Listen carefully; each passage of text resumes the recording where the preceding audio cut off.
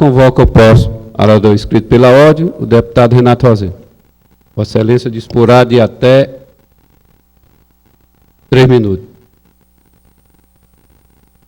Senhor presidente, deputado que ora preside a sessão, deputado Walter Cavalcante, eu queria, nesse pronunciamento, em nome do nosso mandato, em nome daqueles que lutam pela dignidade do trabalho, pelo trabalho decente, aqui me juntar aos milhares de servidores e servidoras públicos do Estado do Ceará que ontem tomaram conhecimento, depois de 19 anos, depois de quase 2 décadas, em que não havia reajuste zero, servidores do Estado do Ceará, civis e militares, ouviram ontem, no Palácio da Abolição, que este ano seria ano de reajuste zero, contrariando a Constituição do Estado do Ceará, contrariando a database, num ato de profunda ilegalidade, que não, além de ilegal, não guarda par com qualquer sentimento de justiça, porque nós sabemos que os servidores públicos do Estado do Ceará não auferem, inclusive, o que lhes é merecido, e aqui eu olho para vários servidores aqui da casa, que eles, nos corredores, hoje na manhã, lamentavam profundamente, sequer acreditando no reajuste zero. 19 anos que não havia reajuste zero. 19 anos em que ao menos a inflação lhes era reposta. Mas agora, numa crise econômica que não foi feita pelos servidores públicos, que não foi provocada por estes que estão na saúde, na educação, na assistência, na segurança pública, no legislativo, no executivo, estes agora pagam, os verdadeiros pagadores do pato. Não é o grande industrial, não é o grande empresário, é sobretudo esse, que aufere no dia a dia, na sua grande maioria, no máximo, 3 salários mínimos, que é a composição da folha salarial do Estado do Ceará. Portanto, o que o governador Camilo Santana faz? Ele empurra as categorias para a paralisação. Ele faz isso. Não adianta, portanto, dizer que vai negociar com categorias em separado. Isso é para quebrar o movimento sindical, isso é a velha máxima napoleônica, dividir para conquistar. Essa estratégia já é uma estratégia velha, inclusive. Deputado Renato, vou dar mais 1 minuto a Vossa Excelência.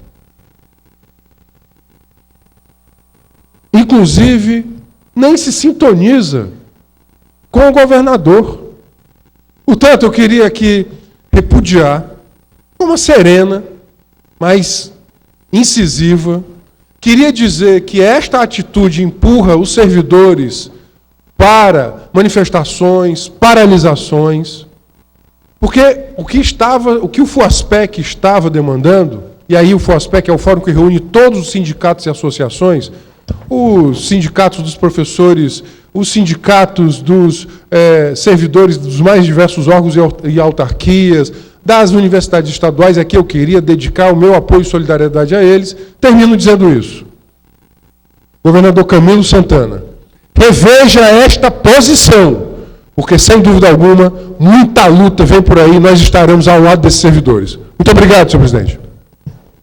Mesmo tomo ciência do pronunciamento de Vossa Excelência, não havendo mais nenhum orador inscrito pela ordem, convidamos os senhores oradores para o segundo expediente. O primeiro orador inscrito, deputado Carlos Mato. Deputado Carlos Mato, não estando presente. Próximo orador inscrito, vereador, ou próximo deputado inscrito, desculpe, deputado Renato Rosendo, em permuta com o deputado Roberto Mesquita. Vossa Excelência disporá de até 15 minutos. Senhores deputados, senhoras deputadas, aqueles que nos assistem em casa pela TV e nos escutam pela Rádio Assembleia, eu queria utilizar esse pronunciamento do nosso mandato para fazer alguns comentários sobre a situação nacional. Hoje, tomados que fomos pelas notícias dos jornais nacionais, soubemos que o Procurador-Geral da República, Rodrigo Janot, havia solicitado investigação do senador Aécio Neves, presidente do PSDB. Farta prova indica que o senador tucano, ele dedicou-se a obstacularizar, a obstruir a CPI dos Correios. Soubemos, pelas delações de Sérgio Machado, ex-senador da República pelo Ceará e ex-presidente da Transpetro, um verdadeiro festival que incomoda não só atuais mandatários, mas inclusive ex-mandatários como o ex-presidente da República, José Sarney, o atual presidente do Senado, Renan Calheiros, o senador Romero Jucá, o ex-ministro do STJ, citado inclusive pelo ex-senador Sérgio Machado. Portanto, aqueles que tão oportunisticamente, repito, aqueles que tão oportunisticamente foram às ruas para falar de moral, para falar de honestidade, para falar de combate à corrupção, estavam querendo, sobretudo, abafar as investigações. É por isso que agora Renan Calheiros, Romero Jucá, Aécio Neves, José Sarney estampam os jornais de hoje. Estampam os jornais de hoje. E agora, mais recentemente, há poucas horas, sabemos do pedido de prisão feito pelo Rodrigo Janot. Deputado Renato, como é de costume, passar a presidência aqui para o deputado Santana. Não, com muita alegria. Agora, procurador Rodrigo Janot pede a prisão, além de Renan, Sarney, Jucá, pediu investigação de Aécio Neves, presidente do PSDB, e pede a prisão de Eduardo Cunha. Veja, é interessante vermos como a gênese, aquela crítica que fazíamos no passado, ela se concretiza.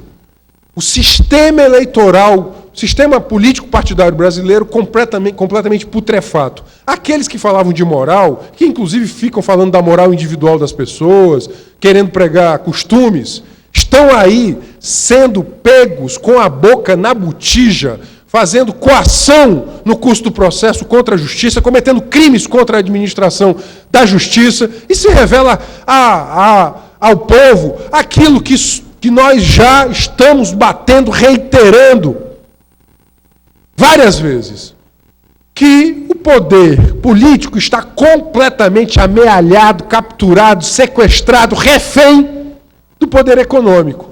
Aguarda-se agora, com atenção, a Odebrecht. Eu, de fato, estou ansioso para que esta delação não seja uma delação que proteja. Não seja uma delação que proteja. Falam-se em 5 centenas de nomes de mandatários que estariam envolvidos em financiamento ilegal por intermédio de propina pelas 5 grandes irmãs. Odebrecht, Andrade Gutierrez, UTC, Queiroz, Galvão, OAS. As 5 grandes empreiteiras que mandaram na ditadura militar, desde o final dos anos 70.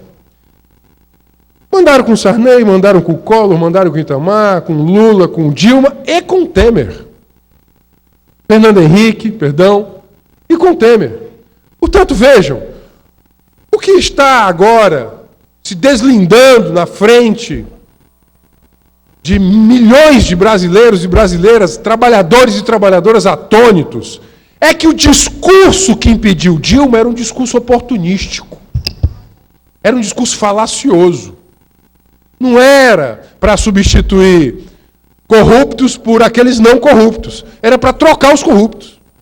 Era para trocar os corruptos. Os de antes agora pelos de agora. Portanto, deputado Dr. Santana, que ora preside a sessão, eu queria aqui dizer que nós do PSOL queremos restituir o poder a quem é detentor do poder. Que não é deputado, senador, ministro, é sobretudo a sociedade. Nós precisamos urgentemente restituir soberania. Houve um golpe institucional parlamentar, urdido por aqueles que queriam, sobretudo, se safar das investigações. Ainda bem que a pressão popular, sobretudo, ela fez ver que as corrupções advindas do financiamento eleitoral, irregular e ilegal, estavam espraiadas naqueles que iam de verde e amarelo com camisa da CBF para as ruas, utilizando-se inclusive da boa-fé do povo, muitas vezes, mancomunados com uma mídia que era claramente seletiva, parcial, com pendor golpista, como era no passado, e que, obviamente, portanto, esse condomínio de poder das gêmeas siamesas, que juntava PT, PMDB, PSDB, esse condomínio, esse jeito de fazer política, é ele que está em crise. Renan, Jucá, Sarney, Cunha, Aécio, agora, e aqueles que estavam sendo investigados antes, eles têm algo em comum. O que lhes iguala? É exatamente o jeito de fazer a política e a campanha eleitoral. Através de propinas, durante os anos ímpares, e doações eleitorais nos anos pares. Ou seja, o abastecimento desta elite política, elite não porque era meritória de reconhecimento moral, porque elite, porque ela era detentora única do poder, essa camarilha política, ela se opunha na ocupação da cadeira, mas o método era muito parecido. Portanto, golpearam, inclusive, Dilma, que, contraditoriamente agora, impedida, vê pelas TVs pedido de investigação para Aécio Neves, pedido de prisão para Cunha, pedido de prisão para Renan, para Jucá e Sarney. Portanto, eu finalizo esse primeiro momento dizendo que a oportunidade que a crise nos abre não é uma de voltarmos ao passado, não é de permitirmos a ascensão de vozes conservadoras e autoritárias. O melhor remédio para a democracia é mais democracia. O melhor remédio para a política é mais gente tendo acesso, fazendo, é a democracia real, é a democracia direta, é a democracia feita pelos detentores do poder. E aqui eu queria, portanto, passar ao segundo momento do meu pronunciamento. Nós que fazemos oposição à esquerda, a esse governo, e reiteramos nossa oposição a Temer, este nosso papel, ele está intimamente vinculado com as frentes populares, como a Frente Povo Sem Medo, em que nós nos juntamos a milhões de trabalhadores e trabalhadoras dizendo que nós não queremos retrocessos democráticos, nós não queremos retrocessos nos direitos sociais, nos direitos fundamentais, constitucionalizados que foram em 88. O pacote de Temer é um pacote para desconstitucionalizar direitos. O que foi aprovado na semana passada é, sobretudo, um assinte ao movimento de constitucionalização de direitos, a desvinculação de receitas da União, que nada mais é do que uma artimanha criada por Fernando Henrique no seu primeiro mandato, para retirar recursos de saúde e educação. Agora ela aumenta para 30%, portanto é 30% menos no bolo que vai para saúde e educação. Pior, e aprova a desvinculação de receitas do Estado, desvinculação de receitas do município. Portanto, nós vamos continuar, junto aos movimentos populares de base, junto às periferias urbanas, aos movimentos sociais da cidade e do campo, dizer que essa agenda econômica é uma agenda econômica perpetrada, inclusive, por essa elite política, ela sim toda, em todos os seus lados, repleta de maus feitos, para manter-se no poder. A única saída, sem dúvida alguma, é mais democracia. Urge convocar o povo, para que ele, em assim querendo, convoque eleições. Portanto, é necessário auscultar o povo. Nós estamos com... Os jornais de hoje inauguram uma nova fase da crise gigantesca em que nós vivemos. Da crise gigantesca em que nós vivemos. Portanto, é necessário pensar como da crise não vem retrocesso, ou não virá retrocesso, mas como da crise viria avanço.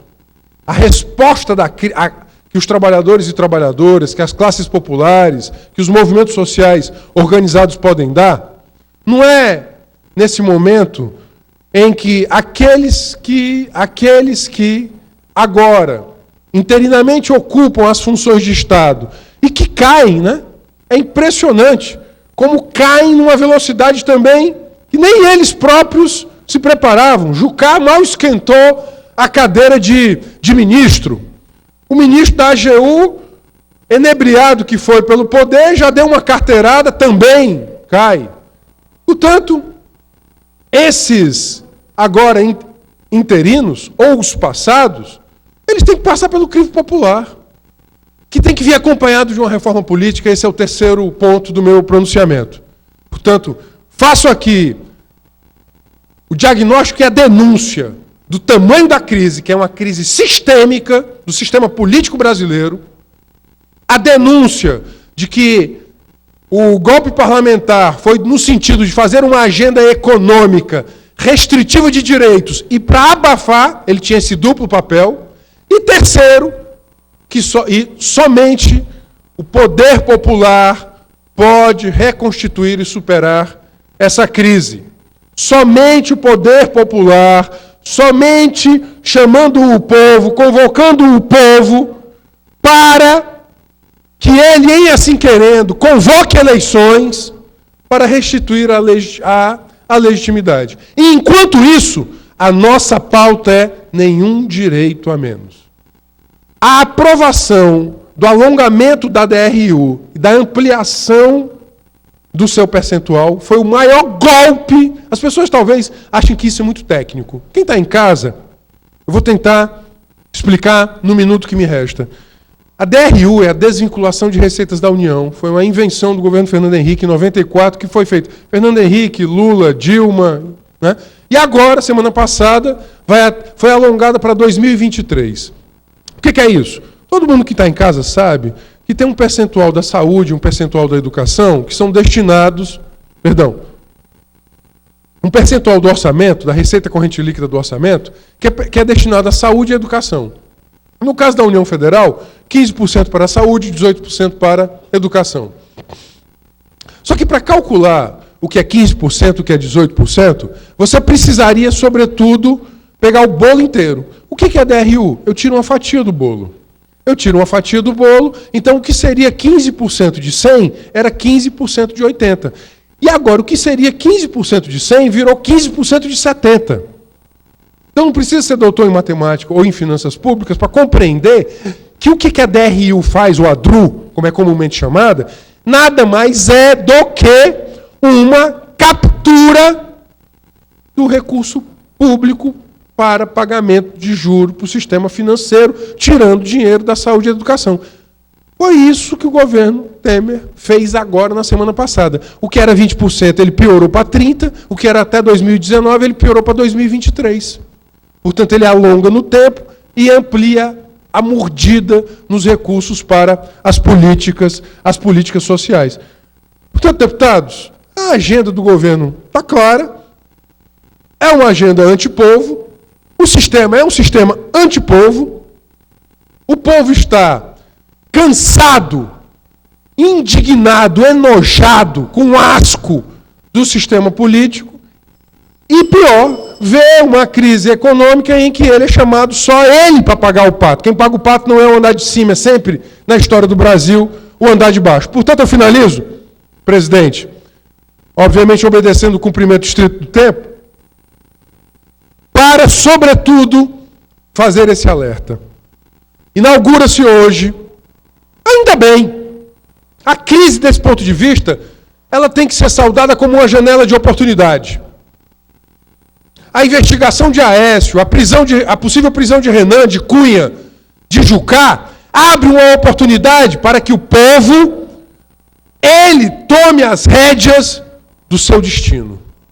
E que, sobretudo, aqueles que se posam de vestais da moral pública, inclusive da moral privada, eles sejam, eles próprios, investigados, porque só assim teremos, de fato, a restituição da legitimidade pelo poder popular. Repito, não permitam a sedução a vozes antidemocráticas, mas, sobretudo, compreendamos que as mudanças que nós queremos têm que vir de baixo, não virão de cima. Quanto maior o poder popular, menor vai ser o poder daqueles que, de forma aristocrática, oligárquica, capturavam o poder do Estado e tornavam o Estado e a sociedade reféns dos interesses privados do grande capital. Num momento como esse, em que há muitas dúvidas, sobre algo não podemos ter dúvida. Os interesses materiais imediatos das classes trabalhadoras, a saúde, a educação, o trabalho e o emprego, eles têm que ser preservados. É esse o nosso compromisso, o compromisso do pessoal, o compromisso do nosso mandato. Muito obrigado, senhor presidente.